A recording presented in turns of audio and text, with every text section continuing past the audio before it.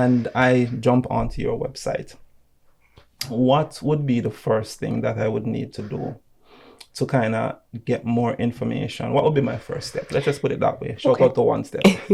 So if you are an individual potentially, seeking immigration advice and you go onto my website, you want to have a conversation with me, you have two options. You can either go straight to booking a paid consultation, which is an hour long. That normally is done via Zoom. Or you could book a free 15-minute phone call with me to have just a casual conversation. So I get to know who you are and what your expectations are and goals are as it relates to Canada. Okay. And then from there, based on the conversation that we have, then I would normally redirect you to booking that consultation if you are serious about your journey and you want to get an assessment, where we look at your background history, and that encompasses a lot of different things.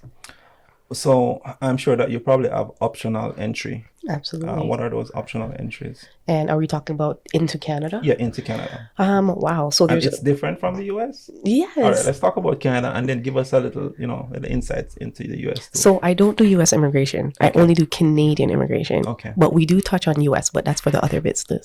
We come into that business. Yes. But Okay. let's tell us what the options are. So for Canada, as it relates to different pathways which one can come, if you are someone that doesn't have a family member here, such as a spouse or a parent that can sponsor you, then you would be someone that would fall under the economic group, meaning that you're trying to sponsor yourself by, meeting certain educational requirements and work requirements and possibly even getting a job offer from a Canadian employer.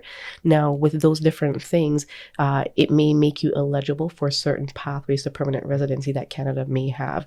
Keep in mind, they're also assessing you on other things as well, depending on the pathway that you're pursuing, such as your age, education, work history, your English exam, adaptability. And adaptability can be, what type of interest have you shown to live maybe in a particular province in Canada, whether that be by applying for jobs.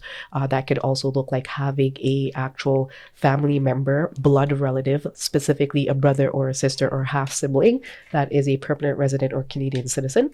So that is things that they would look at under adaptability.